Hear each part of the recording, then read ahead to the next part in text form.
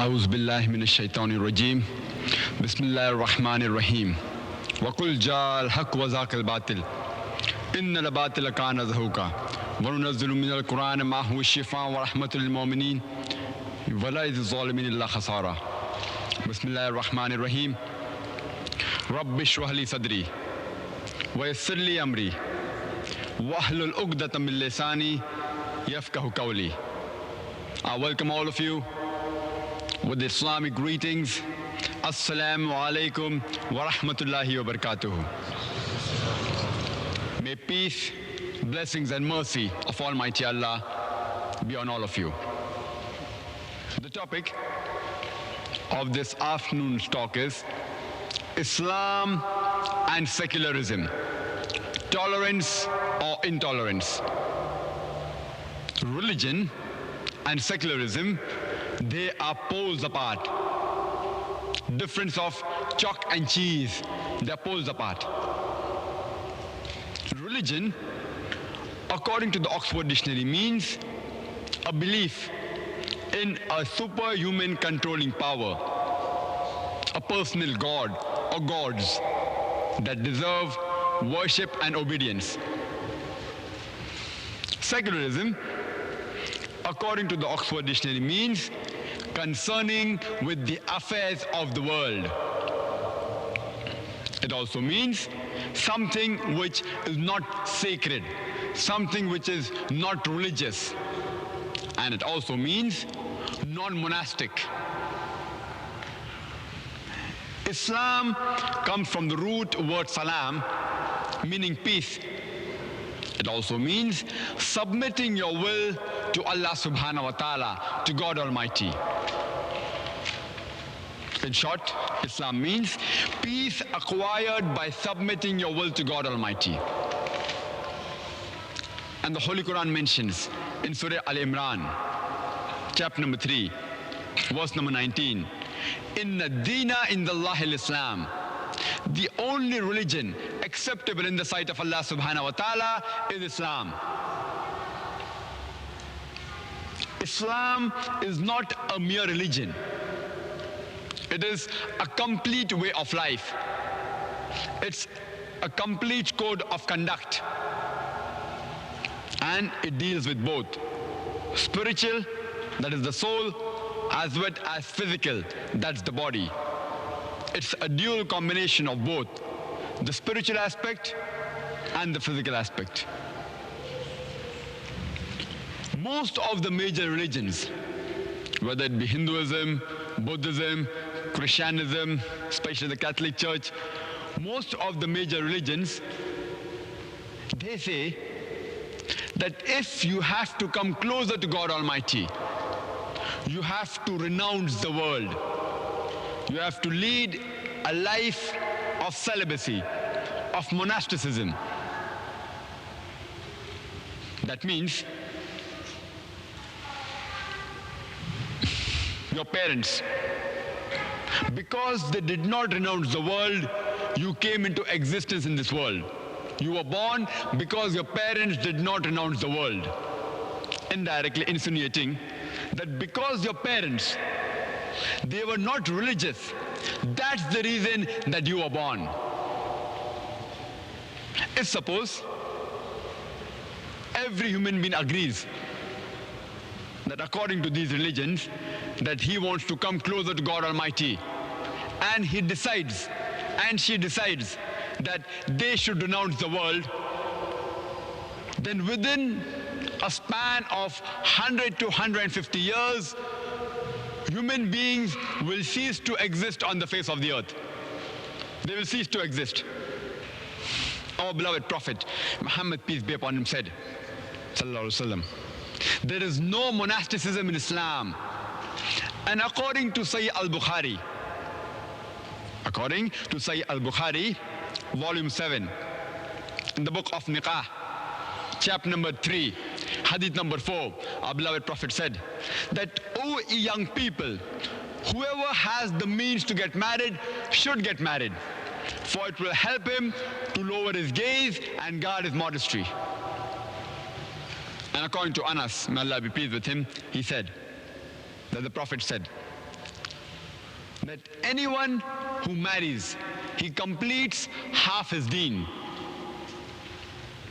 Once during a question answer time, there was a person who asked me the question, that does it mean that if I marry twice, I complete my full deen? What did the Prophet mean when he said that if you marry, you complete half your deen? It meant that marriage protects you from promiscuity, from fornication, from homosexuality, which are half the evil of the society. Only if you marry do you have an opportunity to become a husband or a wife. Only if you marry do you have an opportunity to become a father or a mother, which are important duties in Islam. So irrespective whether you marry once or twice, yet you only complete half your deen. Islam, as I mentioned, it has a dual role. Has a spiritual role and a physical role. It serves the body as well as the spirit, the soul. There are people who say that I have done enough of dunyadari, now I want to go towards deen. That means they have done enough of worldly affairs, now they want to go towards deen, towards Islam. These people fail to realize that dunya is part of deen. Worldly affairs is a part of Islam. You cannot be a good Muslim unless you follow even the worldly affairs. To be a good Muslim, you have to do dunyadari. You have to take part in the worldly affairs. Without taking part in worldly affairs, you cannot be a good Muslim. But the Holy Quran at the same time says in Surah Nisa, chapter 4, verse number 171, La taqlu fi dinukum. Do not go to extremes in your deen, in your way of life. That means don't do too much of worldly affairs and neglect the other part of deen. There has to be a striking balance between the two. Therefore I say that Islam is the most secular religion. As I mentioned earlier, according to Oxford Dictionary, secularism means something which is not monastic. And Islam prohibits monasticism. Secularism means something concerned with the affairs of this world. And Islam says that if you want to be a good Muslim, you should be concerned with the worldly affairs. So in this sense, Islam is the most secular religion. There are people who have different definitions of secularism. When I say Islam is secular, it means that we should live in harmony with the people. Living in harmony does not mean that you have to be a hypocrite. There are some people who say that even Ram is God and even Rahman is Allah. Even Ram is Allah, even Rahman is Allah. Especially the politician. They scratch the back of the non-Muslim to please them. And some people who say that Jesus, peace be upon him, even he is God and even Allah is God. This I do not say is secularism, I call it as hypocrisy. Living in harmony means that suppose there is a teacher, suppose there are two teachers. One teacher says that 2 plus 2 is equal to 4. And the other teacher says that 2 plus 2 is equal to 5. Living in harmony does not mean that you have to agree with both the teachers. You don't have to agree with falsehood. You have to say that I agree with the first teacher that 2 plus 2 is equal to 4. I do not agree with the second teacher 2 plus 2 is equal to 5, but I will not fight with him. I will only convey the message of truth, but I will not fight with him. I will live in harmony with him. This is the meaning of secularism. There are some Muslims who say that the Holy Quran says, Lakum dinukum waliya deen. That means to use your way, to me is mine. Therefore, you need not talk about Islam to the non-Muslim. Islam is very secular. They are quoting the Holy Quran out of context.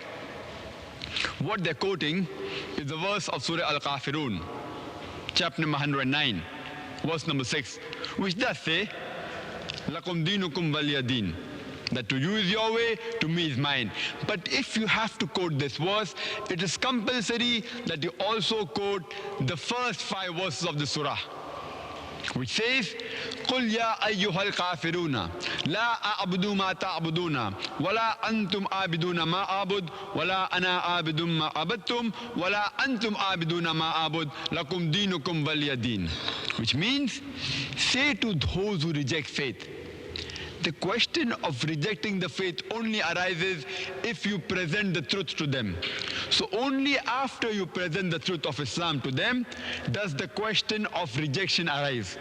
So the Holy Quran says that say to those who reject faith, I worship not what you worship, nor will you worship that which I worship. I will not be worshipping that which you want me to worship, nor will you worship what I worship. To you is your way, and to me is mine. Only after you proclaim the first 5 verses do you have the right to say the 6th verse of Surah Al-Kafirun. There are other Muslims, mainly the politicians, who say that the Holy Quran says, La ikraha fid deen. There is no compulsion in religion. Therefore, you need not talk about Islam. Let him follow his way of life, and we have to be bothered about our way of life. Again, they are quoting out of context. They are quoting a verse of the Holy Quran from Surah Al-Baqarah, chapter number 2, verse number 256, which does say, La ikraha fid deen, that there is no compulsion in religion, but they have to complete the verse. It further says that truth stands out clear from error. Anyone who rejects the evil and believes in Allah, he has held the strong hand of Allah subhanahu wa ta'ala, which never breaks. And anyone who rejects faith and believes in the evil one, he will take you from light to darkness. And anyone who rejects evil and believes in Allah subhanahu wa ta'ala, he will take you from darkness unto light. You have to complete the verse. I do agree there is no compulsion in religion, but truth stands out clear from error. You have to present the truth to them, then you cannot force them. Forcing Islam at the point of the sword, it is useless. The Holy Quran also says in Surah Anam, chapter number 6, verse number 108, it says that revile not those who worship God besides Allah, lest in their ignorance they will revile Allah subhanahu wa ta'ala. Which the Holy Quran says that you should not abuse those people who worship God besides Allah, lest in their ignorance they will abuse Allah subhanahu wa ta'ala. And the Holy Quran says in Surah Hujurat, chapter number 49, verse number 13, it says, Ya ayyuhan nasu, inna khalaqnakum min zakarin wa unsa wa ja'alnakum sha'uban wa qaba'ila lita'arafu inna akramakum indallahi atqakum innallaha alimun khabir. Which means, O humankind, we have created you from a single pair of male and female, and have divided you into nations and tribes, so that you shall recognize each other, not that you shall despise each other. And the most honored in the sight of Allah subhanahu wa ta'ala is the person who has taqwa, who has righteousness, who has God consciousness, who has piety. And Allah is all-knowing, full of knowledge. So the only criteria for judgment in the sight of Allah subhanahu wa ta'ala, it's not color, it's not caste, it's not race, it's not wealth, it's not sex, it's not age, but it is taqwa. It's righteousness, it's God consciousness, it's piety. And the best example of universal brotherhood that we can see in our life is that we have to offer salah 5 times a day, compulsory. And our beloved Prophet said, it's mentioned in Sahih Bukhari, in volume number 1, in the book of Adhan, chapter number 75. Hadith number 692, our beloved Prophet said that when you stand for salah, stand shoulder to shoulder. So that, and the other hadith says that stand shoulder to shoulder so that the devil does not come in between you. A prophet was not referring to the devil which you see in the museum, which has got 2 horns and a tail. He was referring to the devil of racism, of color, of caste, of creed, of wealth. That irrespective whether you're black or white, whether rich or poor, from whichever nation you come from, when you offer salah, you should stand shoulder to shoulder. It increases the brotherhood. And we practice universal brotherhood every day, 5 times a day. And the other beautiful example of universal brotherhood is when we go for Hajj. That's the pilgrimage. And every Muslim who has the means to perform Hajj, he should at least perform the Hajj once in his lifetime. And the gathering in Hajj, that's in Makkah, it is the biggest annual gathering in the whole world, where about 2.5 million people gather every year. And irrespective whether they're rich or poor, black or white or yellow, the men, they wear the same clothes. They wear 2 pieces of unsewn cloth, preferably white. You cannot identify the person standing next to you, whether he's a king or a pauper. It's the best example of universal brotherhood, that we live together. People from various parts of the world, from Japan, from America, from England, from India, from Indonesia, from Malaysia, they gather together and demonstrate the best universal brotherhood in any religion. And the Holy Quran says in Surah Isra, chapter number 17, verse number 70, it says, وَلَقَدْ كَرَّمْنَا بَنِي آدَمَ, that we have honored the children of Adam, peace be upon him. It does not say a particular race or a particular sex. All the children of Adam, peace be upon him, have been honored by Allah subhanahu wa ta'ala. The Holy Quran says in Surah Nisa, chapter number 4, verse number 135, that Ya ayyuhalladhina amanu, O you who believe, stand out firmly for justice as witness to Allah subhanahu wa ta'ala, even if it be against yourself, against your parents, against your kith and kin, or against the rich or poor. For Allah protects both. And follow not the lust of your heart, lest you will be swerved. Neither distort justice, nor decline from speaking the truth. For Allah likes those who are just. That means we have to stand for justice, even if it be against yourself, against your parents, or against the relatives.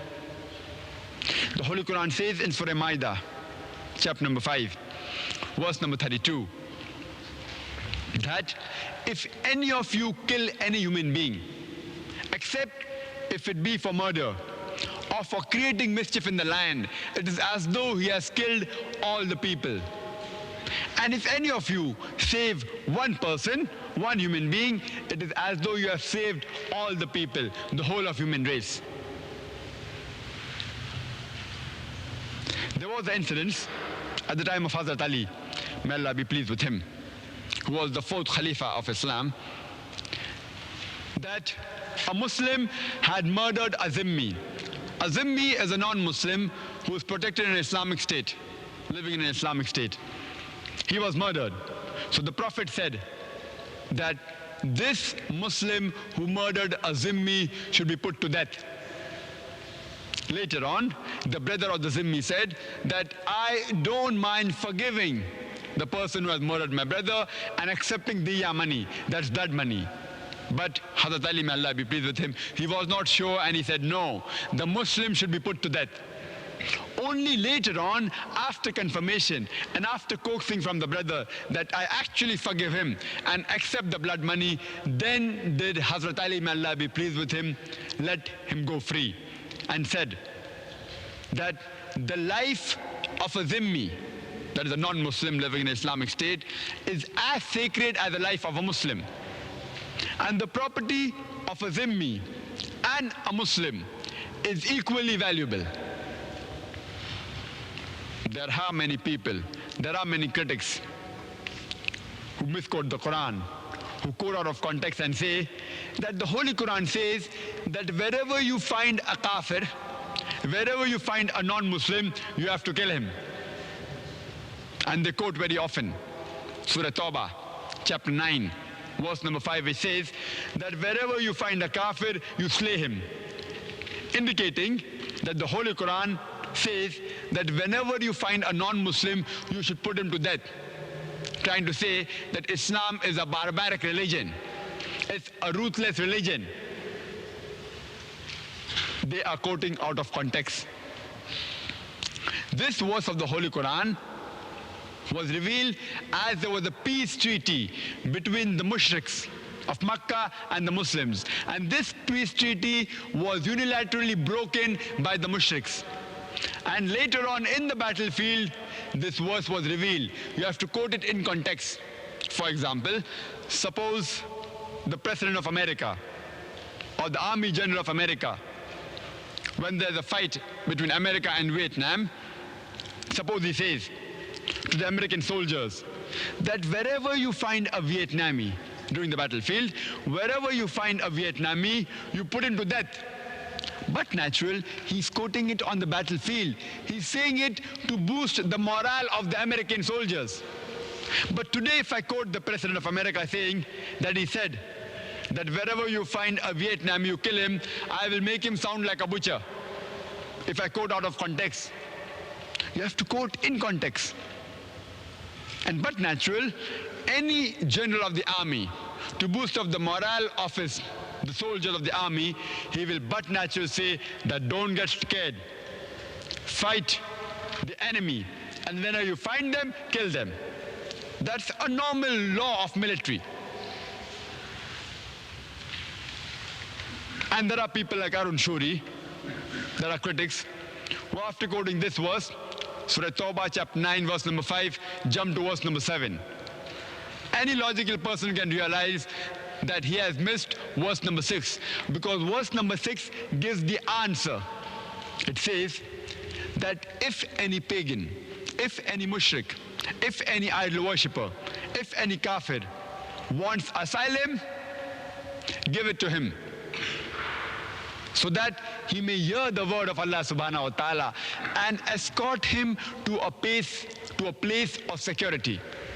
The Holy Quran does not only say that if a mushrik, if a kafir wants asylum, just give it to him. The Holy Quran says, escort him to a place of security. I want to ask that which army general today in this world will say that if the enemy wants, if he wants asylum, the maximum he may say is let him go free. He will never say that escort him to a place of security. And Holy Quran says that if any enemy, if any kafir wants asylum, let him go free. Not just like that, escort him to a place of security, to a place of safety. So people quote the Quran out of context, and they misquote the Quran and make Islam to look as though it's a ruthless religion. In fact, our beloved Prophet, Muhammad, peace be upon him, he said that during battlefield, you should not hurt any women or children, that you should not chop down any trees, that you should not burn any fields, that you should not kill any cattle, that if you have made a promise, you should keep your promise. You should not harm those people who have renounced the world, not destroy any monastery or place of worship. The Holy Quran says in Surah Mumtahina, chapter number 60, verse number 8, that Allah forbids not that you be kind to those people who fight you not against your faith, not drive you from your homes. For Allah loves those who are just and kind. That means Allah subhanahu wa ta'ala says that amongst the non-Muslims who do not fight your faith, who do not drive you out of your homes, Allah expects that you be kind and just to them. For Allah loves those who are just and kind. The next verse says, Allah forbids only from behaving with those people who fight you against your faith and drive you out of your homes, and support those people who drive you out of your home from turning towards them for friendship and protection. For all those who do so are verily in the wrong. That means if a non-Muslim fights you against your faith, drives you out of your house, and supports those people who drive you out of your house, you should not turn towards them for friendship and protection. I mean, there is a misconception amongst the people that Islam was spread by the sword. And the best answer to this misconception was given by DeLacy O'Leary in his book, Islam at the Crossroad, on page number 8, where he says that history makes it clear that the legend of fanatical Muslims sweeping through the world, forcing Islam at the point of the sword over conquered nations, is the most fantastically absurd myth that historians have ever repeated. DeLacy O'Leary, a non-Muslim, he says this, that the historians, the most fantastically absurd myth that the historians have repeated is that Islam was forced down the throat of the people at the point of the sword. We know that we Muslims, we ruled Spain for about 800 years. We did not do the job. We did not force Islam at the point of the sword. Neither did we convey the message of Islam. We didn't do dawah. Later on, when the Crusaders came, we Muslims were wiped out. There was not a single Muslim who could give the azan openly. We were completely wiped out. Why? Because we didn't use the sword, and neither did we propagate our religion of Islam. We Muslims, we were the lordship of the Arab land for about 1,400 years. A few years the Britishers came, a few years the French came, but overall we Muslims ruled Arabia for about 1,400 years, and still we are ruling it. Today, you'll be shocked to know that there are 14 million Coptic Christians who are Arabs living in Arabia. Coptic Christian means they were born as Christians. That means there are more than 14 million non-Muslims living in the hearts of the Muslims. If Islam was spread by the sword, there would not have been a single non-Muslim in the Arab land. It's a living proof that Islam was not spread by the sword. We Muslims, we ruled India, the Mughals. They ruled India for about 1,000 years. But we didn't do the job properly. We did not propagate the religion of Islam. We didn't do dawah. Neither did we convert anyone at the point of the sword. If we would have converted all the non-Muslims at the point of the sword, there would not have been a single non-Muslim living in India. And today, we know that the Muslim population is hardly about 15%. It's a minority. And the non-Muslims are about 85%. If Islam was spread at the point of the sword, there would not have been a single non-Muslim living in the whole of India. The non-Muslims living in India are giving shahada. They are giving witness that Islam was not spread by the sword. I want to ask the question that which army went to Malaysia? More than 50% of the Malaysians are Muslims. Which army went to Indonesia? More than 90% of the Indonesians are Muslim. And the country which has the maximum number of Muslims in any country, it's Indonesia. Which army went to Indonesia? Which army conquered the east coast of Africa? Which sword? The answer is given by Thomas Carlyle in his book, Heroes and Hero Worship, which he mentioned on page number 80. That sword, indeed, it was the sword. But every new opinion initially starts in the minority of one. In one man's head alone it dwells. One man against the whole world. One man against all the human beings. It will do little good that he should spread with a sword. He should first get the sword, so that it will propagate itself. Which sword? The sword of the intellect. The Holy Quran says in Surah Nahl, chapter 16, verse number 125, it says, "Udu ila sabili rabbika bil hikmah wal mau'izatil hasana wajadilhum billati ahsan." That is, invite all to the way of thy Lord with wisdom and beautiful preaching, and argue with them and reason with them in the ways that are best and most gracious. According to the Reader Digest, Almanac and Yearbook that was mentioned in 1986, it said, it gave the statistics of the increase of the various religions of the world from the year 1934 to 1984. In the span of 50 years, various religion, it gave the increase of various religion, the growth of various religion. And number one was Islam, 235%. And Christianity was hardly 47%. I want to ask that which Muslim army converted people in this last century? Which Muslim forced people to accept Islam at the point of the sword? Which Muslim in this past half a century? Today in America, the fastest growing religion is Islam. In Europe, the fastest growing religion is Islam. I want to know that which Muslim in America and Europe is converting people at the point of the sword? Which Muslim? The Holy Quran clearly gives the answer. And as I mentioned, that Islam is a secular religion, is the most secular religion, because it does not believe in monasticism and it deals with worldly affairs. But Islam is very tolerant to secularism. But secularism is intolerant towards Islam. Because secularism says that we have nothing to do with anything which is sacred and religious.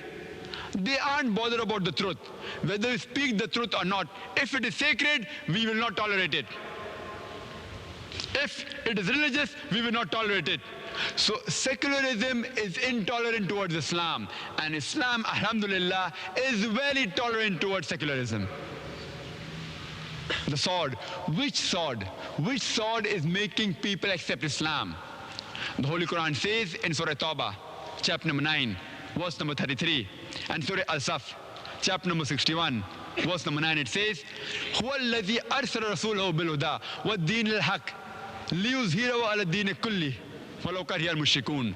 That Allah has sent His messenger with guidance and the religion of truth, so that it will prevail over all the other ways of life, over all the other isms, whether it be atheism, whether it be secularism, whether capitalism, whether socialism, whether Christianism, Judaism, Hinduism. Islam is destined to supersede all, to overcome them all, kulli, to master them all, however much the mushrik don't like it. And the similar message is repeated in Surah Fatah, chapter number 48, verse number 28, where it says, هُوَ الَّذِي أَرْسَلَ رَسُولَهُ بِالْهُدَى وَالدِّينِ الْحَقِّ لِيُظْهِرَهُ عَلَى الدِّينِ كُلِّهِ وَكَفَى بِاللَّهِ شَهِيدًا.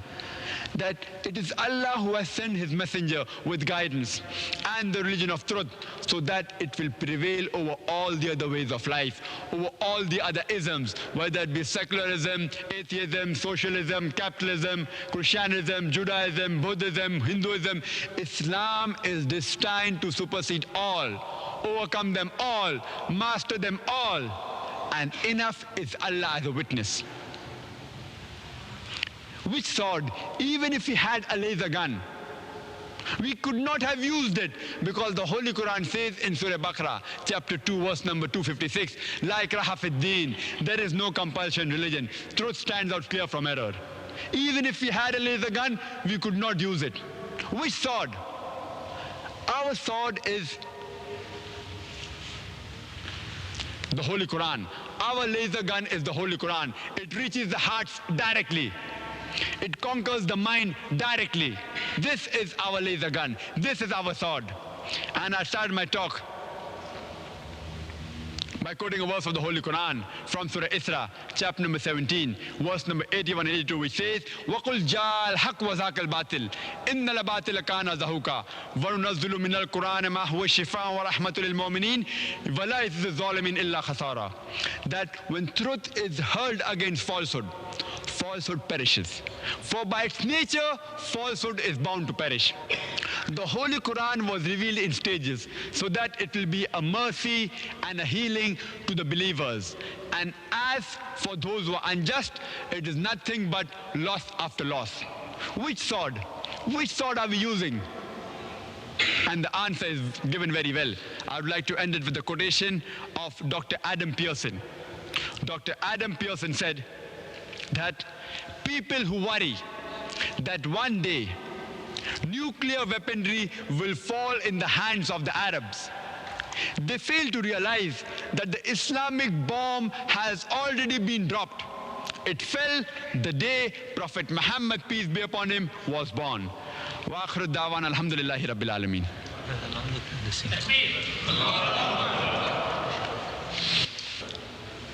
Yes, brother, most welcome. Wa alaikum assalam. If we read the modern history of Islam, let's say, for example, from the time No problem. I'll repeat the question. You can say, brother. from the time of the British conquest of Egypt, it seems that during the colonial period, Muslims did a better job of organization and educating one another with less technology than they do today. Can you possibly explain why this is? The brother has asked the question that in modern history, for example, Egypt, he said,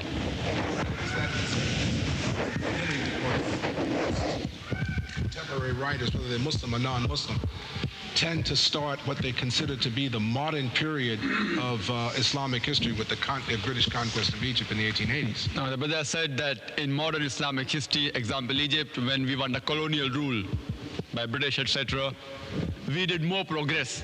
After that, we came down. Why is it so? Brother, if you analyze that the media is being controlled by the non-Muslims, mainly by the Westerners. So what they teach us, we hear. We may not know whether it's the truth or not. The Western media says that from the 8th century till the 11th century, it was the Dark Ages. Dark for whom? It was dark for the Westerners. In fact, science was at its peak. With the limited resources, the amount of advancement the Arabs made, they were at the top. But because it was dark for the Westerners, they said it's the Dark Age. It was not the Dark Age. With the limited resources, with the limited equipment that we had, the amount the Arab scholars, alhamdulillah, they progressed is phenomenal. But people don't know about them. For example, blood circulation. If you ask a normal layman, who had discovered it? Most of them will say William Harvey. 1,000 years after the Quran was revealed. But they don't know that 400 years before William Harvey, Ibn Nafis had talked about the blood circulation. But no one knows Ibn Nafis. Everyone knows William Harvey. See, astronomy was at its peak at the time. If you analyze, you can give a talk only on the achievement made by the Muslims much before, that's in the 8th to the 11th century. For example, Al-Idrusi, he drew the map of the world in 1154, when people thought the world was flat. Everyone knows Pythagoras' theorem. Who discovered it? Al-Ibtusi. That the square of the hypotenuse of a triangle is equal to the sum of the other two sides of the triangle. Who discovered it? Who knows about Al-Kindi? Al-Kindi, he was a famous philosopher as well as astronomer. When people like Descartes and Newton and Galileo said that all physical laws are absolute, Al-Kindi said that it was relative. Later on, Albert Einstein, he took the theory of Al-Kindi and did more research and talked about the theory of relativity. He got a Nobel Prize. Everyone knows about Albert Einstein, no one knows about Al-Kindi. Muhammad Shakir Ahmed, these three brothers, they set the exact surface area of the earth by measuring a degree at the Red Sea. No one knows about them in chemistry. If you know Jabir ibn Hayyan, known as Geber by the Western world, he wrote 2,000 pages on chemistry. He discovered alcohol. Alcohol is the Arabic word coming from al-gul, meaning spirit. Same with Muhammad Zakaria Razi. He was an authority in the disease of smallpox and measles. Ibn Sina, known as the Aristotle of the East, he wrote 2 volumes, The Disease and the Cure. We were very much advanced, but because the media is in their hand, we don't know about it. But I also partly agree with you, brother, that we Muslims today aren't advancing. You know why? Because we have gone away from our religion. We have gone away from the Quran. And the reason the Westerners are advancing, the answer is same, because they have gone away from their religion. Muslims have become backward because they have gone away from our religion. The Westerners have become advanced because they have gone away from their religion. The answer is the same. So if you analyze, we Muslims, alhamdulillah, previously we were close to the Quran. Now we are going away from the Quran. So if we stick to the Quran and the Sahih Hadith, inshallah, once again we'll be on the top. Hope that answers the question. I mean, if there are questions from sister's side, they can give it on a chit of paper, and inshallah we'll have one from gents, one from sister's side. Women's role in society, are they allowed to work? If yes, under what condition? I have given this answer in detail in my video cassette. Women's rights in Islam modernizing outdated. The question posed was, can a woman work in Islam? And if yes, under what condition? First, you should realize that the financial obligation in a family is laid on the shoulder of the man. Before a woman is married, it's the duty of the father and the brother. And after she's married, it's the duty of the husband and the son to look after her boarding, lodging, clothing, and all financial aspects. She is financially more secured than the male. So a woman in Islam need not work. She does not have to work for a living. Someone else, that is the male in the family, looks after her financial aspect. But if there is any problem in the family where both the ends don't meet, she can work. Not that she has to work. No one can force her to work. But if she wishes out of free will, she can work. But natural, the work she does should be within the purview of the Islamic Sharia. There is no text in the Holy Quran saying that the woman cannot do any lawful work. The work that she does should be within the purview of the Islamic Sharia. But natural, she should have the Islamic hijab, she should be modestly dressed up, and there should not be intermingling of the sexes. If she's working in any area, the best is preferable that there should be segregation of the sexes. Segregation of the sexes. Like if there is a factory which has different places of work for men and for the women, that's very good, alhamdulillah. If they're working in a common place, there should be a level of hijab. That unnecessary talking should not be there. Unnecessary talking. And she should be in a modesty level. The way she behaves, she should wear the Islamic hijab. That's very much required. Otherwise, she can work at home also. She can do pottery, she can do weaving, she can do knitting. She can even work in factories, as I said, following the Islamic Sharia. She can also do business. The best businesswoman at the time of the Prophet was his wife, Bibi Khadija, may Allah be pleased with her. She was a very successful businesswoman. In today's age, if a woman wants to do business, she can do business. Preferable if she does it through her husband or a son or a father or a brother. She should maintain the Islamic hijab. And whatever she earns, she need not spend a single pie on her family or even on herself. She can invest that full amount if she wants. If she wants to willingly spend on the family, she has a right. And if she doesn't want to work, even if the family is poor, no one can force her. It's the duty of the husband to look after her lodging, boarding, and all financial aspects. We require in today's age that some of our sisters should become doctors, should become gynecologists, should become teachers. Because if I want my wife that when she goes to a doctor, I prefer that she should go to a female doctor, then why don't we make our sisters the doctors? We don't want to make our women folks educated, but we want our wife to go to a lady doctor. It's hypocrisy. So, but natural work is allowed, but within the Islamic Sharia. Hope that answers the question. Assalamu alaikum. Wa alaikum assalam. Brother, one of the things that attracted me to Islam is the fact that Allah is genderless. But one of the questions that I'm constantly confronted with, especially by non-Muslims, is why does Allah is referred to as He in the Quran? Oh, that's a very good question. The brother has said that the reason that the brother has been attracted towards Islam, I believe he's a revert, alhamdulillah. I congratulate you and I welcome you to the fold of Islam. The question was, he has been attracted because Allah subhanahu wa ta'ala, God Almighty, in the religion of Islam, he has got no gender. But why is he referred as he? Therefore, we Muslims, we prefer calling Allah subhanahu wa ta'ala by the Arabic name Allah instead of the English word God. Because the God can be played around with. If you add S to God, it becomes God's, plural of God. There's nothing like plural Allah. Qul huwallahu ahad. Say He's Allah one and only. If you add D-E-S-S to God, it becomes a female God. There's nothing like male Allah or female Allah. Allah is unique. He has got no gender. If you add Father to God, it becomes God Father. There's nothing like Allah Abba or Allah Father in Islam. Therefore, we prefer the Arabic word Allah. Now, the question was that why in the Holy Quran, maybe by reading the translation, you read that Qul huwallahu ahad. Say He is Allah one and only. Why? Because if you analyze in Arabic, it is huwa. Huwa means he. Now you should realize that Arabic language has got only two genders. Feminine and masculine. There's no neuter gender like in the English language. There's no neuter gender in Arabic. Only masculine and feminine.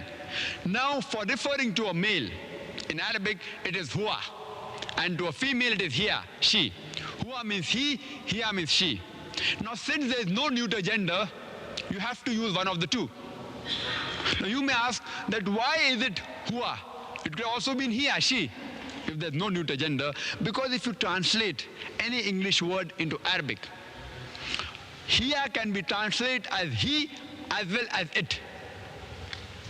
Huwa can be translated as he as well as it because there's no neuter gender in Arabic. Similarly, hiya can be translated as she or as well as it. Both. Now why does Quran use huwa? It could have also used hiya.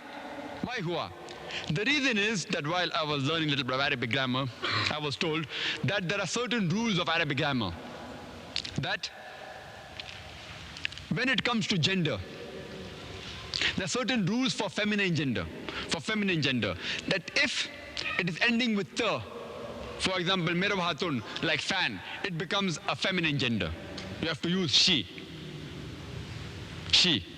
Like things, like table, chair, etc. It doesn't have a gender. So should we say masculine or feminine? If it ends in ta, like mirabhatun, like the fan, it becomes female. That's the first law of grammar. The second law, and since Allah subhanahu wa ta'ala does not end with ta, does Allah end with ta? No, so you cannot say that it's a female. Coming to the second point, that if it is specifically a woman like mother, ummu, ammi, then it's a feminine gender. There's nothing specific about Allah as mother, etc. So it can't be feminine. The third law is that if it is in pairs, like eyes, ainun, eyes, yadun, hands. If it's in pair, it becomes feminine. So eye is a feminine gender. Hand is a feminine gender because it's in pairs. Allah subhanahu wa ta'ala is Qul huwallahu ahad. Say He's Allah one and only. It's not in pairs. So if you want to give a preference, whether to call it he, it or she, it, you would prefer he, it. That is huwa. Qul huwallahu ahad. Actually, Allah has got no gender. But because the Arabic language had got no neuter gender, therefore the Quran says, say He is Allah one and only. And when you translate, because Allah is translated as God, in English language we translate huwa as He. Otherwise, Allah subhanahu wa ta'ala has got no gender. Hope that answers the question. Assalamu alaikum. Wa alaikum assalam. In speaking with Christians, how should we handle the topic of original sin and vicarious atonement? The brother asked a question that when we deal with the Christians, how do we deal the topic of original sin or about atonement? They say they have a concept of original sin, that because Adam, peace be upon him, he ate the apple, he sinned. And it was Eve, peace be upon her, that she tempted Adam to eat the apple. So because of her, all humankind is born in sin. And the Bible it curses in Genesis chapter number 3, verse number 16. It says, "You woman, you shall toil in labor pain." It was a curse given by God Almighty because she sinned. Pregnancy is a curse. In the Holy Quran, pregnancy uplifts a woman. It says in Surah Nisa chapter 4, verse number 1, "Respect the womb that bore you." Pregnancy uplifts the woman, but the Bible degrades the woman, saying the labor pain is a curse. Now coming to your question, how will you deal with them? That because they sinned, every human being is born in sin. I ask a question to the Christian, that did Adam, peace be upon him, before eating the forbidden fruit, did he ask me? He didn't ask me. So if he didn't ask me, how am I to blame? If he would have asked me, then you could have said, okay, I guided him that you eat the forbidden fruit. Then you can blame me. If he's asked you, then fine. He didn't ask me. So when Adam, peace be upon him, and Eve, peace be upon her, when they didn't ask me, how am I to blame? But the Christian missionaries, they quote that it's mentioned in the Bible, in the book of Ezekiel, chapter number 18, verse number 20, they say, "The soul that sinneth shall die." That means any soul that commits a sin, they shall die. Therefore, since Adam and Eve, peace be upon them, they ate the forbidden fruit, every humankind is born in sin. Therefore, for receiving salvation, you have to believe in Jesus Christ, peace be upon him, that he died for our sin. They are quoting half the verse of the Bible. Ezekiel chapter number 18, verse number 20 does say, "The soul that sinneth shall die." But they're putting a full stop where there's not full stop. It continues and says, "The son shall not bear the iniquity of the father, neither the father shall bear the iniquity of the son." Means the sin of the son will not be borne by the father, neither the father shall bear the sins of the son.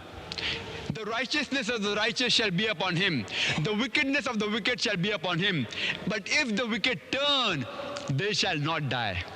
So the Bible says, according to Ezekiel, chapter number 18, verse number 20, that sin is not inherited. So your whole theory of the original sin is proved false by your own Bible. The Quran clearly says that no bearer of the burden can bear the burden of the other. No bearer of whatever you do, you will be held responsible. What your father does, he will be held responsible. And same message is given in the Bible. Hope that answers the question. The sister asked a question that Judaism and Christianism is mentioned in the Holy Quran and that it's a deen. Why is not Hinduism and Buddhism, etc. mentioned in the Holy Quran as a deen? Sister, nowhere does the Quran say that Christianism and Judaism is a deen. The Quran clearly says, "Inna deena indallahi al-Islam." I started my talk by quoting that. The only religion, the only deen acceptable in the sight of Allah subhanahu wa ta'ala is Islam. It's not a way of life, it's a religion. Judaism and Christianity, the Quran speaks about that. It speaks about Ahl Kitab, but it never says that it's the right way of life. It never says that it's a right deen. By name, the Holy Quran mentions 4 revelations: the Torah, the Zabur, the Injil, and the Furqan. The Torah is the Wahi, the revelation given to Moses, peace be upon him. Zabur is the Wahi, the revelation given to David, peace be upon him.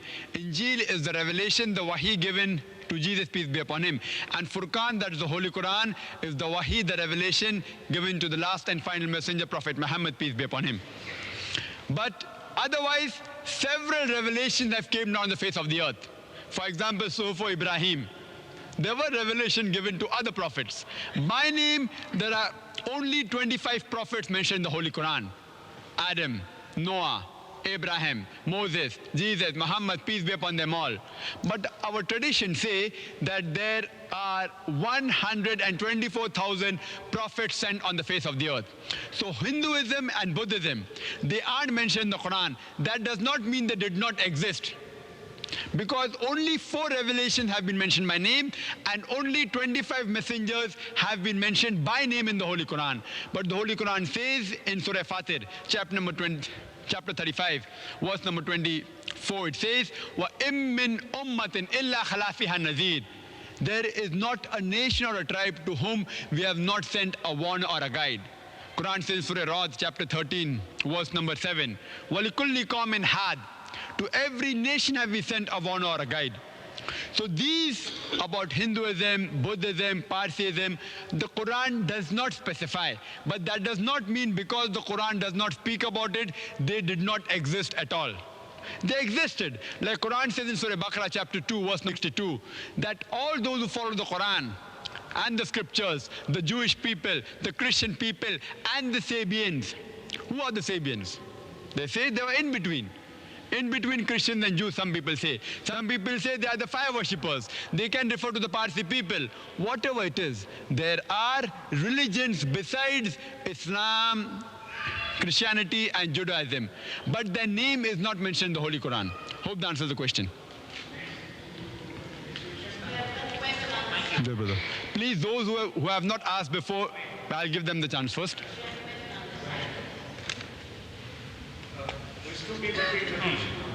Yes, brother.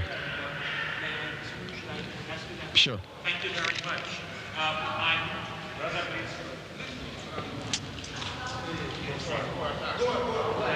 Shh. Please, would you prefer having one question from the gent side, one from the lady side, so that we do justice to both? If you can, one question from the gent side, one from lady side. Yes, brother. Thank you very much.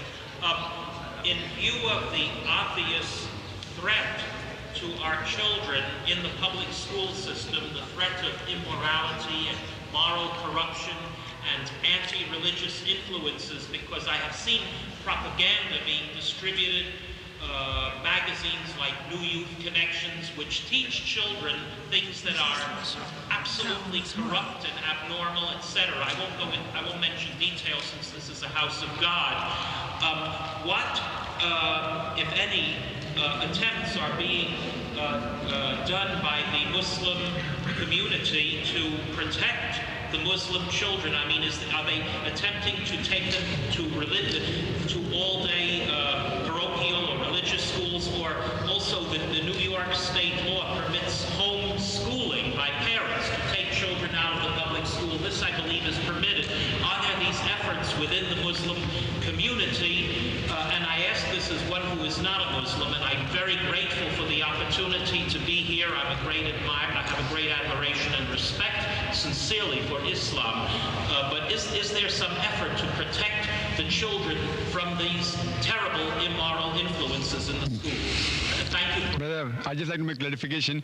You said that in the school there is something against something. You said, I didn't get that word clearly. In the public school. In the public school there's something against Islam. Against morality. Against morality. Teaching about homosexuality, abortion, etc., condoms, and all these. I'm sorry to mention this. That's right. The brother asked a very good question, that in public schools you have teachings which are against morality, like homosexuality, about abortion, and various sexual things, etc. Do we in Islam have certain schools, since the government gives permission that you can have Islamic schools, have we made an effort? Brother, regarding the first part of the question, that all these immoral teaching comes when there is co-education, more of co-education. I'll first deal with that and then the second part of the question. There was a survey done in UK, in the schools, and when they asked the teachers of the school, they said that students in unisex schools, they concentrated much better than students in the co-ed school. Because in co-ed school, the students, they spend more time in trying to impress the opposite sex than on paying attention to what was taught by the teachers. Same out here in America. According to New York Times, as well as the Time magazine, it said that 25% of the women going to university, they are raped. And it says that in American school, the children learn more about sex than what is taught to them by the teachers. And recently, I read in several papers, not once, at least 5 times in my short stay, I learned that there was most of the male student, they try and harass the female student. And when the female student takes an objection, no one hears them.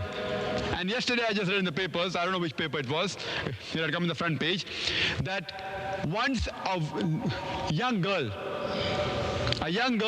she was molested by a student, 14 years old student, when she complained and the principal gave a warning to the student that if you do it again, you will be rusticated. He again repeated the act. When the principal rusticated that young boy of 14 years, the board of school, they took objection that you cannot rusticate a student.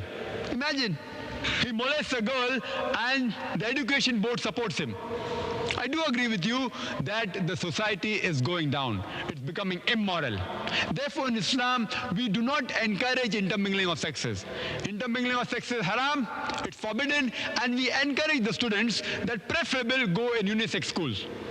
If you go to unisex schools, but natural, this immorality will become less.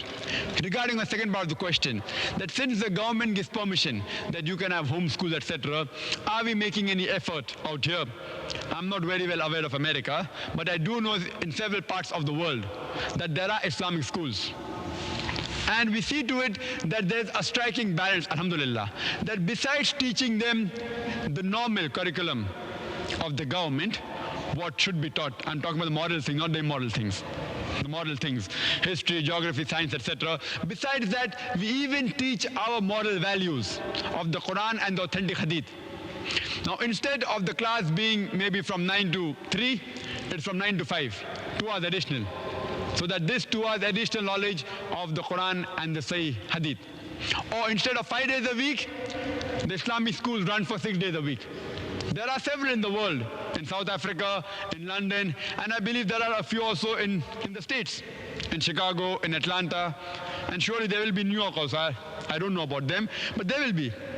Besides that, we also have weekend schools, that if we can't give them the Islamic knowledge, Islamic moral teachings, in the public school, they go to weekend school, which is on Saturdays and Sundays, or only on Sunday or only on Saturdays, where they get the moral values, so that they at least remain on the true path. Hope that answers the question, brother. Thank you. We have a question over here.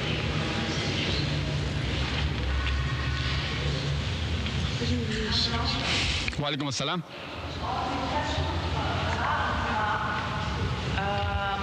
With reference to food here, some Muslims say it's okay to eat what is kosher or just say Bismillah and eat anything else except pork, of course.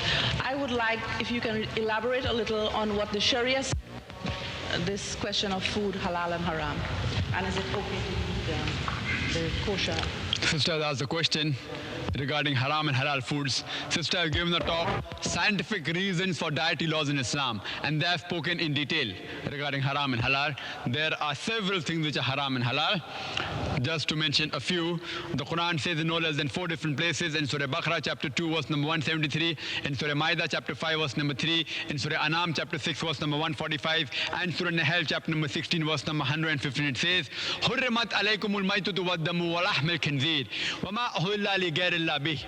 That means forbidden for you for food are dead meat, blood, the flesh of swine, and any food on which any name besides Allah has been invoked. These 4 things are prohibited. There are other things also prohibited by beloved Prophet, that any carnivorous animal that is having claws and canine teeth, it's prohibited. Quran says in Surah Ma'idah chapter 5 verse number 90, Ya ayyuhalladhina amanu, O you believe, innamal khamru wal maisuru, most certain intoxicants and gambling, wal anzabu wal aslamu, dedication of stones, divination of arrows, rijsum min amali shaitan, these are Satan's handiwork. Fashtanibu la'allakum tuflihun, abstain from such handiwork that you may prosper. That means alcohol is prohibited, gambling, etc. Regarding the scientific reasons, I have given my cassette. But what I feel, sister, that though your question was very broad-based, what is halal, what you're really meaning to ask is that is food like McDonald's, chicken, mutton, is it allowed or not? Sister, is that a main question? That can we have chicken from McDonald's, say Bismillah and have it? That's right. Though your question was broad-based, what is haram and halal? You can give a talk on that. You can speak the full day. This question has been following me everywhere. I went to Atlanta, they asked. I went to Houston, they asked the same question. I went to San Antonio, they asked the same question. I'm here, they're asking the same question. That is having chicken and mutton from McDonald's and Kentucky allowed or not? And since I've asked this question, I know the background. Because Yusuf al-Qaradawi, he's a great scholar, I've read his book and I respect him. I really refer to his book for several of my answers. He said that since the Quran says the food of the people of the book is allowed, you can have it. what Yusuf al-Qaradawi, Sheikh Yusuf al-Qaradawi is referring to is Surah Ma'idah, chapter 5, verse number 5, which says, lawful for you from today is the food of the people of the book, and your food is lawful for them. Means for you, the food of the people of the book is lawful, and for them, your food is lawful. So that means you can have the food of the Ahl Kitab. But when the question is posed to Yusuf al-Qaradawi, Sheikh Yusuf al-Qaradawi, is pork allowed? He said, no, pork is not allowed. He said, why? Because pork is prohibited in the Bible. Therefore, even if the people of the book serve you pork, you can't have pork. This is the answer given by Sheikh Yusuf al-Qaradawi. That's the reason I'm told that most of the Arabs here, they feel that if you have mutton or chicken from Kentucky or McDonald's, it becomes halal. Now, point number one, you should realize that they are basing the argument on the 4 verses I quoted. Surah Baqarah chapter 2 verse number 173, Surah Ma'idah chapter 5 verse number 3, Surah An'am chapter 6 verse number 145, and Surah Nahl chapter 16 verse number 115, which says, Hurrimat alaykumul maytutu waddamu wa lahmil khinzir wa ma uhilla li ghayrillah bih. That is forbidden for you for food, dead meat, blood, the flesh of swine, and any food on which any name besides Allah has been invoked. Means if on the food any name besides Allah has been invoked, it becomes haram for you. So since the Ahl Kitab out here, the Christians, they don't take the name of anyone other than Allah. Neither do they take Allah's name, neither do they take any name. Therefore, this food becomes halal for you. I would like to point out to them that we as Muslims should not follow only few verses of the Quran, we should follow the whole Quran. Quran clearly states in Surah An'am, chapter number 6, verse number 118 and verse number 119, that you should only have the meat of that meat on which Allah's name has been taken. Quran says in Surah An'am, chapter 6, verse number 118, that the name of Allah should be taken on the meat, otherwise it is haram for you. So based on some verses of the Quran, Kentucky is allowed. So if you want to follow part of Islam, then you can have the food of Kentucky. But if you want to follow full Islam, the whole of the Quran clearly states in Surah An'am chapter 6 verse number 118 that name of Allah should be taken. Since in Kentucky and McDonald's, I doubt whether they take the name of Allah, therefore it becomes haram for you. You're not following the full Quran. Now coming to the argument of Yusuf al-Qaradawi. Sheikh Yusuf al-Qaradawi said that since pork is haram, mentioned in the Bible, therefore it is not the food of the people of the book. So even if a Christian gives you pork, it is haram for you. I agree with Sheikh al-Qaradawi that the Bible says in the book of Leviticus, chapter number 11, verse number 7 and 8, in the book of Deuteronomy, chapter number 14, verse number 8, and the book of Isaiah, chapter number 65, verse number 2 to 5, it says that the flesh of swine is prohibited for the Jews and the Christians. Therefore, pork is haram. Fine. But Yusuf al-Qaradawi, Sheikh Yusuf al-Qaradawi forgot that the Bible clearly mentions in the book of Leviticus, chapter number 17, verse number 15, and in the book of Deuteronomy, chapter number 14, verse number 21, that dead meat is also prohibited. Bible says in no less than 5 different places that blood is prohibited. In the book of Leviticus, chapter number 17, verse number 14. In the book of Deuteronomy, chapter number 12, verse number 16. In the book of Genesis, chapter number 9, verse number 6. In the 2 Samuel, chapter number 14, verse number 33. And in the book of Acts, chapter number 15, verse number 29. No less than 5 places the Bible says blood is prohibited. So even a Christian should do zabiha. If he's not doing, he's not following the Bible. So based on the argument of Sheikh Yusuf al-Qaradawi, he did not know that even the Bible says blood is prohibited and even dead meat is prohibited. So based on this argument, even doing zabiha is compulsory for Jews and the Christian. Alhamdulillah, the Jews do zabiha. So you can of course have the food which is kosher of the Jews. But of the Christians which don't do zabiha, you cannot have. And one more criteria is required, that the name of Allah should be taken. So if a Jew does not take the name of Allah, even that's haram for you. I know many people will argue, because when the moment I give this answer, most of the Arabs, they come and they say, Sheikh bin Baz said this, Sheikh so-and-so said this, Sheikh Yusuf al-Qaradawi said that. I said, see, if you can get me the name of 10 sheikhs who said that having Kentucky is halal, I can get you 20 sheikhs who said it's haram. We Muslims should not follow any sheikh. I have respect for Sheikh bin Baz. I have respect for Sheikh Yusuf al-Qaradawi. I respect them. I refer to their books. But you should realize all of these are human beings. Even I am a human being. You should not follow what I say. You should not follow what a sheikh says. You should follow what the Holy Quran says. Holy Quran clearly prohibits in Surah Anam chapter 6 verse number 118 that meat on which the name of Allah has not been taken, it is haram for you. So surely whether it be Kentucky, whether it be McDonald's, if you have any meat which is not zabiha, which the name of Allah has not been taken, whether it's served by Ahle Kitab, even if it's served by the Muslims, even if it's served by a Muslim, and if it's a haram meat, it is haram for you. If unknowingly if you have it, unknowingly if I go to a Muslim's house, and if I don't know that it's zabiyah, and if I have, inshallah, Allah will forgive me. Because Allah says, unwillingly if you disobey Allah subhanahu wa ta'ala, Allah is Rahman or Rahim. But otherwise, if you know for sure it is not zabiha, the name of Allah is not taking, you should not have it. People told me in San Antonio that, see, we don't get zabiha meat. They failed to realize that when I'd come earlier in states, it was difficult for me to find halal meat. But now, alhamdulillah, in New York, there are several restaurants which sell halal meat. In San Antonio there are, in Atlanta there is. But the question is, halal meat, for £1 you have to pay maybe $1 extra. The other meat, it is cheap. To get halal meat, you may have to travel 1 mile extra. So in order to save the trouble for us, we try and find loopholes, which is wrong. If you want to be a Muslim, you have to follow all the verses of the Holy Quran. And I hope that answers the question, sister. I'm sorry, I just small questions. Yes, I know that the moment I give this answer, there has to be a follow-up, and I welcome it. Follow-up, because there is something very important. Yes.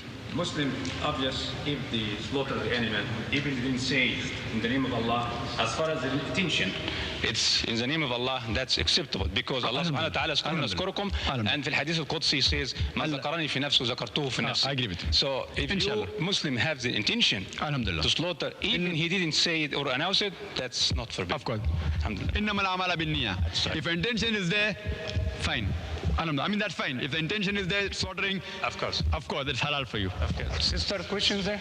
Yes, I have a follow-up Go ahead, please. question. Yes. In this country, there is meat that is considered kosher. But we have to determine what are the things kosher. And we also heard that one of the procedures that's done is a mass slaughter. It means one utterance is done by the rabbi, and the animal is in mass. They are slaughtered. Now we also know that that group of Jews who slaughter the meat in that manner, the Orthodox Jews do not partake of that meat. So I'm wondering if there are other nuances that Muslims need to be apprised of in reference to this question, and ultimately. And this is on the economic side, that even if the meat of Ahl Kitab is halal for Muslims, at what point can we begin to move our own economic basis and support our own by purchasing meat that is slaughtered by Muslims? Sure. So there's two questions. The first question is that some Jews, they have mass slaughter, which the Orthodox Jews don't believe in it, and they don't have from them. If the mass slaughter is not zabiha, name of Allah is not taking, it's haram for us, whether the Orthodox Jew have it or don't have it. So we should determine whether the Jews, they slaughter it in the Islamic manner. If you have a doubt, you cannot determine, then have the Muslim meat, that's safer. If you can determine, and if it follows the rules of the Sharia, you're allowed to have. Regarding your second question, shouldn't we support the Muslims? How long are we going to have the food of the people of the book, etc.? Shouldn't we purchase from the Muslims, etc.? Sister, I agree with you.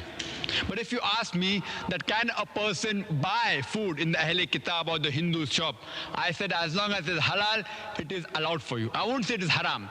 But if you ask which is preferable, I would say yes. It is preferred that we give business to our Muslim brothers. Preferable. preferable. I won't say it is haram to have the food. If it falls within the Sharia level, it's not haram.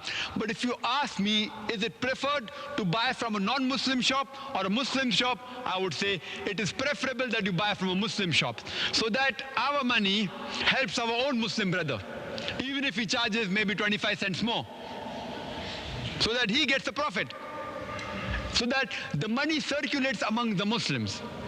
So I agree with you, sister, that if you have a good hold on the Muslim community, but we should be careful that when we plant such strategies, we should be careful, it should not backfire. It should not backfire. I mean, depending where you're living and which situation are you in. Otherwise, if it backfire, we'll be in the loss. So if it's done, it should be done with hikmah and husna. Backfiring means if you're a minority just, and if they start boycotting you, then you may have trouble. Then you have to plan of a strategy with hikmah. Otherwise, I agree with your policy that Muslims should support Muslims. Hope that answers the question, sister. Yes, brother. This question was asked by Professor properly answered. What is the Islamic perspective on Darwin's theory of evolution? What is our stand basically on that? The brother asked the question that what is the Islamic stance on Darwin's theory? On Darwin's theory of evolution, that human beings have been created from ape. Brother, if you read the book of Origin of Species, Darwin traveled on a ship named as HMS Beagle and went to an island by the name of Calotropis. And there he saw birds, the finches, they pecked at holes. Depending upon the niche, the hole they pecked, the beak kept on becoming small and big. Based on this knowledge, Darwin said that I believe in the theory of evolution that one species can transform to the other. But he had no proof for that. In fact, he wrote a letter to his friend Thomas Thompson in the year 1861 that I don't believe in the theory of evolution because I've got proof, but because it helps me in classification of embryology, morphology, rudimentary organs. He had no proof for that. But unfortunately today, it is taught in the school as a fact. It's not a fact, it's a theory. Darwin's theory is just a hypothesis. There's no proof for that at all. I know there are vestiges, there are some fossils, that from that we can say that, okay, we have been evolved from ape. According to P.P. Grasset, in the year 1971, he held the chair of the evolutionary studies in Paris. He said that we cannot decipher who were our ancestors just based on few vestiges. Vestiges means fossils. And we know today there are 4 waves. If you know about the hominoids, there are 4 waves of hominoids. The first is Lucy. The first is Lucy Australopithecus, which came about 3.5 million years ago and died by the Ice Age. The second wave was the Homo erectus, which died about 500,000 to 150,000 years ago. Third was the Neanderthal man, which died about 40,000 years ago. And last was the Cro-Magnon. See, the Quran says in Surah Nuh chapter 71 verse number 14 that the human beings have been created in stages. But there is no proof that one hominoid has been transformed to the other. And there is no proof showing that we have been transformed from the human being, no proof at all. Where it comes to, do you believe in Darwin's theory? Some people say it's totally wrong, some people say it's totally right. We Muslims are in between. Today there is some proof on one species changing to another in the lower level, like amoeba. Nowhere does the Quran say that amoeba cannot transform into another species. But there's no proof at all at a higher level, at the animal level or at the level of the human beings. There's no proof at all. It's a hypothesis. But unfortunately, this hypothesis is taught in the schools and universities as a fact. No wonder we say that if we have to insult someone, we say that if you were present at Darwin's time, Darwin's theory would have been proved right. Trying to insinuate he looks like an ape. There's no proof at all. There are missing links which Darwin himself said. It's just an assumption. So alhamdulillah, Quran does not agree that we have been evolved from ape. The first set of human beings that came on the world was Adam and Eve, peace be upon them. There are researches being done to prove that. And some scientists said that yes, agree we have come from one pair. But yet it hasn't been testified yet. It's just under research. So Darwin's theory is an outdated theory. No scholar believes in it today. Only those who don't have up-to-date knowledge will say it is right. It's an assumption. Maybe it may be true, but it's not a fact at all. So we don't have to test Quran with assumptions. If anyone wants to test the Quran is right or wrong, ask him to get any scientific fact, and there's not a single verse of the Holy Quran which goes against scientific facts. Hope that answers the question. Yes. Yes, sister. Yes, one gents, one ladies. One gents, one ladies. Yes, sister. Wa alaikum assalam. This is a question that a lot of aliens basically. No, this is a question that a lot of aliens have answered for me. Absolutely, no doubt in their scholarship. But I personally am really convinced, I don't know if anybody else, some of us have seen that.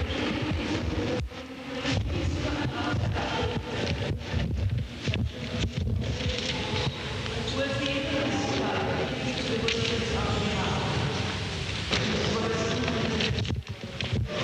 275 to 281. And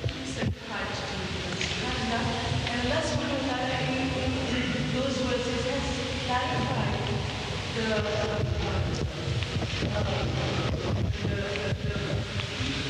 punishments that we have indulged in, and that how our lives will be on wide scale socially and individually we were not involved in the other. And subhanAllah, that over and over and over again, in order to justify all of these fatwas and these opinions of a lot of aliens and a lot of so-called big institutions that actually allow it.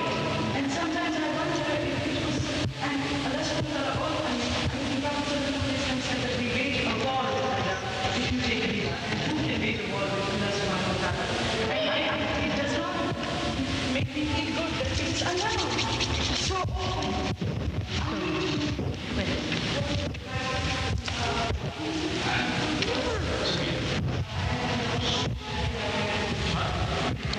The sister asked a question that she already knows hundreds of alim giving that riba is wrong. She wants from another one. It will be just a drop in the ocean, sister.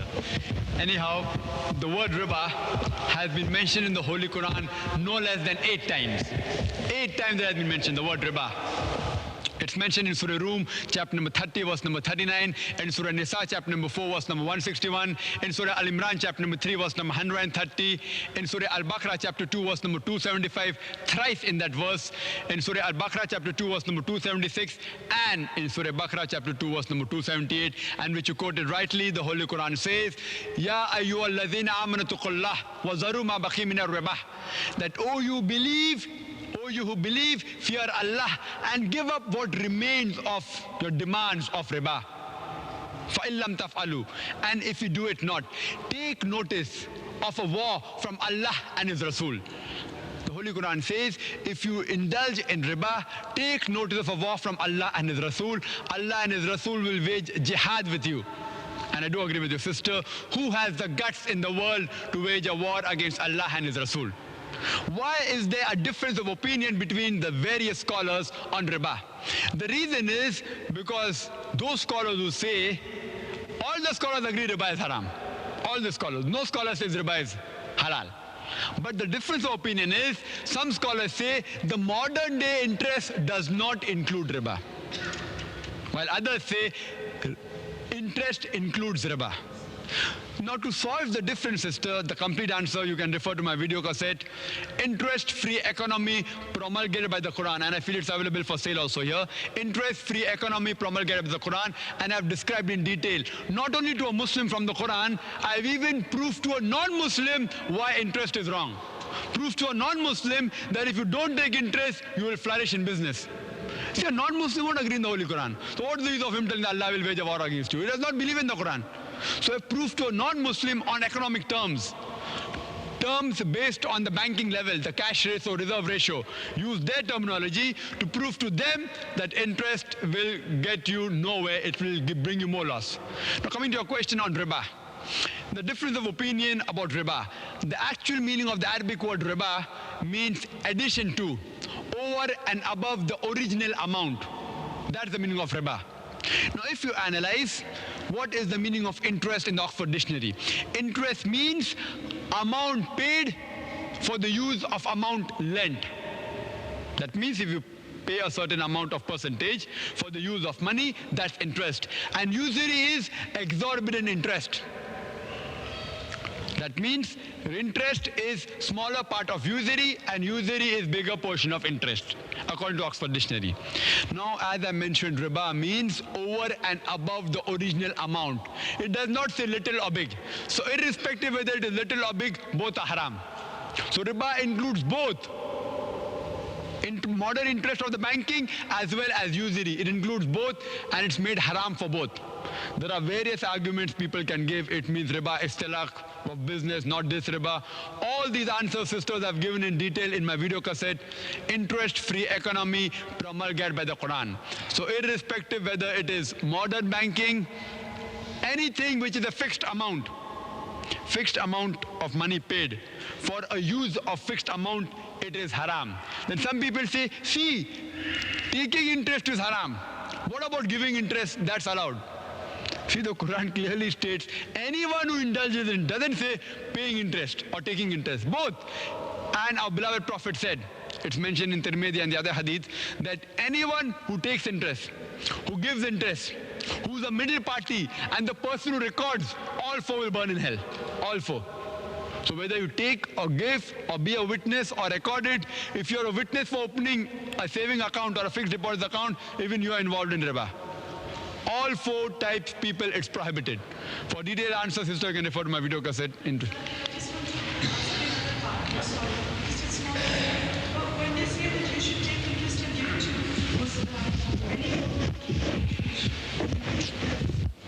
where if you take interest, you could take interest and then you could give it to a road building or projects or whatever.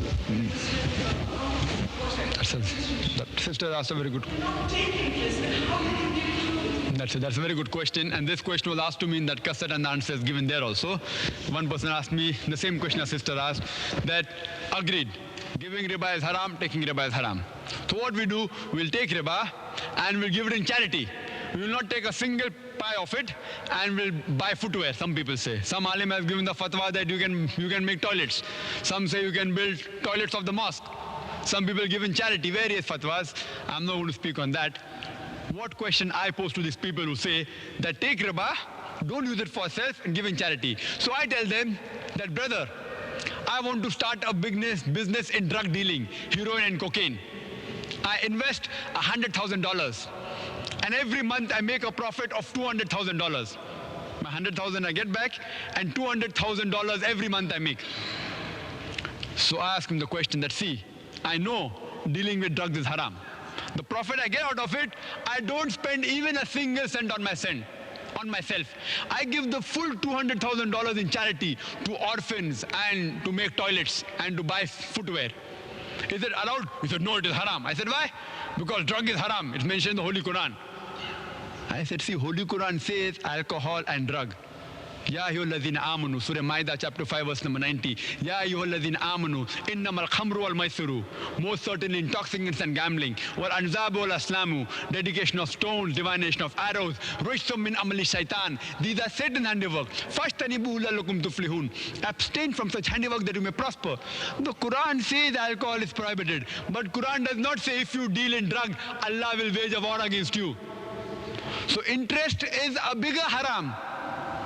So when you can't allow me to do dealing in drugs and give my profit in charity, then how can you take interest and give the profit in charity? I'm doing a smaller crime. And the Islamic Sharia says if you have option between the two, smaller is better than bigger. So I'm doing a smaller crime and I'm giving in charity. So when you say this is haram, then I say a bigger crime is a bigger haram. So surely I don't agree with that philosophy that take money and give it in charity. The philosophy is you're encouraging the system, don't involve in interest at all. People say, how will we keep our money safe? I say, put in an Islamic bank. If there's no Islamic bank, put in a current account. Current account which does not deal with interest. And see to it that you don't put too much money in a current account also. Why simply let them have it? Do business, do tijarat, earn profit and not sharing. And how to do that, I've explained my cassette, interest-free economy point by the Quran. Hope that answers the question. Okay. Excuse me. One more questions from sister, and then we're going to be ready for praying Maghrib, and then we'll continue, inshallah. One more question only from the sister. Inshallah. If you all want to ask question, I am willing. It's my pleasure. Walaikum assalam. My question is regarding small children, boys and girls, engaging in playful activities. I would like to know, Islamically, boys and girls ranging from the age of 4 and 5 be taught that they should not play with. The sister has posed the question that young boys and girls, young children at the age of 4 to 5, when they play with each other, should we bring a prohibition? Is it right or is it wrong, etc.? Sister, I wouldn't say that it is haram as such, because the Holy Quran says in Surah Nur, chapter 24, verse number 30, that do hijab with so and so people, except those extreme of ages. So it gives permission that among the young children you can. But that does not mean that you should encourage. I wouldn't say it is haram. If someone is doing, I won't say it is haram, but you're encouraging them. Because what a child learns in the childhood, he adopts the same thing when he grows up. But the moment they become mature, then it becomes haram. The moment a child becomes elder, 14, 15, etc., it becomes haram. They cannot play with each other. Girls and boys can't intermingle unless they are mahram. Brothers and sisters can. Brothers and sisters, mother and daughter, whatever it is, can. So I would say it is not good to encourage the Muslim children to play with the opposite sex of a nah-mahram. You teach them good values from the beginning and they will keep that values. Similar with hijab. A small girl of the age of 4, she need not do hijab. But if you encourage from the beginning, daughter, wear a scarf, at least if not 100% time, at least 50% of the time, then make it 75%. If you start teaching her from the age of 8, 9 to wear skirt and mini, and when she becomes a little bit older saying, okay, now it's haram for you, stop it. A direct change is difficult, sister. So you should teach the children from childhood, from day one. Similarly, with all the other aspects, inculcate the Islamic values. Like when the children play, instead of playing the modern games like Monopoly, how they teach you to earn money and makes you a businessman. Let them play the Islamic version, which is produced in UK, the Steps to Paradise, and I feel it's available here. That they try and earn sawab. It makes them a better Muslim, not a better businessman or a businesswoman. So encourage your children from the childhood about Islamic ethics and values. I wouldn't say it is haram. I would say encourage them to wear the hijab, the girls. Let them not intermingle freely with the other people. Brothers and sisters are fine, so that they grow up to be good Muslims. Hope that answers the question, sister. Bismillahirrahmanirrahim. Assalamu alaikum warahmatullahi wabarakatuh. If there are any pending questions on Islam and comparative religion or the propagation of Islam, you're most welcome. Yes, brother.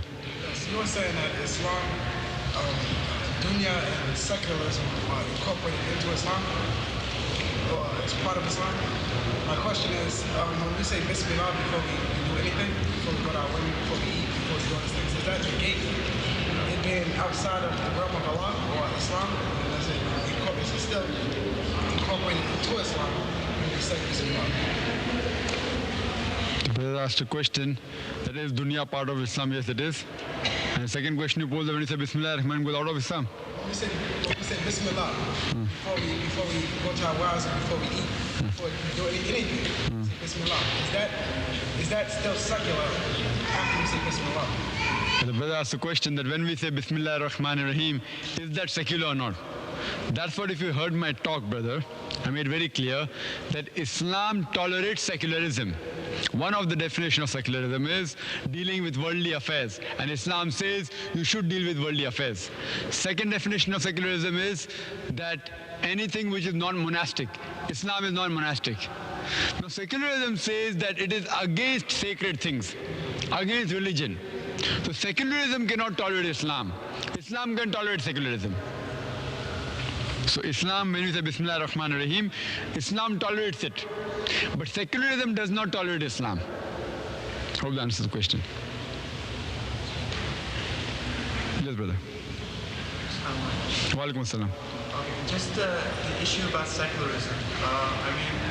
It's just a matter of semantics. Okay, with secularism, you even said it yourself.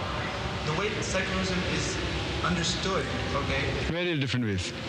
It's understood is that there's a separation between Allah, okay, and what happens in this world. That's what secularism is. So therefore, it totally conflicts with Islam. So it's semantical. So you can't really say that Islam accepts secularism, okay, because Islam has its own hukm, okay. Allah subhanahu wa ta'ala has given us, like you said, way of life, hukm for every aspect of our life.